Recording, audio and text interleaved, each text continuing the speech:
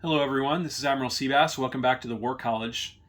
Today's lesson will be on declaration of war on a minor faction, and we will be in section 9.9.8 of the rules. Now, declaring war on a minor faction is a new option that the NATO alliance and China get at DEFCON 3. It's an option that the Soviets and the Warsaw Pact alliance have from the start of the game. So, declaring war on a minor faction allows you to conduct full combat against the minor faction. Some random events will ban certain major factions from declaring war on a minor faction until a certain prerequisite takes place. In this case, the random event rules would supersede the section we are discussing today. While at DEFCON 3, major factions are limited to one declaration of war on a minor faction per turn. At DEFCON 2 and higher, there is no such limit, and that applies to the Warsaw Pact alliance as well. For example, I thought very seriously about declaring war on Sweden on the Soviets last year and just didn't quite have the units in place. But if the Soviets had done that on its turn 5, then they would not have been able to declare war on any other minor faction. They would have been limited to just Sweden.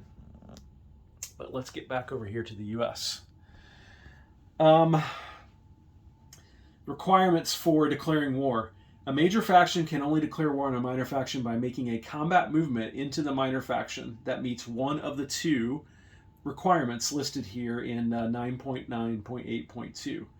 They are, number one, a minimum of 2 land units or 1 land and 1 air unit must be in the attacking force, or the combined attack value of the attacking units must equal or exceed the combined defense value of all defending units in all minor faction land zones. The attacking force must contain at least 1 unit. So a design note here that we wrote in the rules was that we found in testing that declaring war on minor factions are kind of uniquely susceptible to gamey moves that negatively impact the realism, the balance, and the fun of the game. The requirements here were really aimed at reducing the possibility of such gamey moves. So if you're going to attack a minor faction, you've really got to attack them, and you've got to commit a minimum level of force to it. We're not going to let you fire a missile and declare, we're not going to let you declare war on a minor by firing one single missile at them or doing an airstrike on the minor faction. You've really got to commit force to do it. And then the last thing I would say is that there is this concept of limited defense of a minor faction. And what is limited defense? Well, let's say here in Cuba, the Soviets had their own light infantry unit in Cuba. So if that's the case and then the United States declares war on Cuba, well, now you've got a Soviet unit in there. The U.S. and the Soviets aren't at war yet, but the U.S. and Cuba is at war.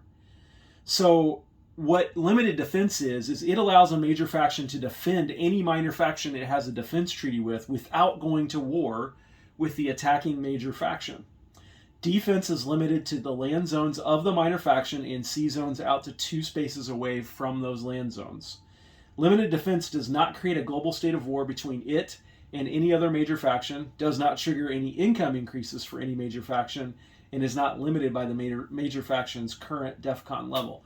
So in this case, if the U.S. is going to declare war on Cuba and attack it this turn, try to take it out, if there was a Soviet unit here, it could engage in limited defense. And it could say, hey, this light infantry is going to join in the defense of Cuba, but that does not put the Soviets and the U.S. at war. And why would the Soviets need to do that? Well, they would need to do that because if the Soviets and the U.S. are at war, then the U.S. immediately goes to its full income. And we don't want a situation where the U.S. can go to full income by just taking a belligerent action when there happens to be a Soviet unit here. So if a Soviet unit was here, the Soviets can engage in limited defense. This light infantry would fully participate in the defense of Cuba, and that would not create a global state of war between the U.S. and the Soviets, unless the Soviets wanted it to.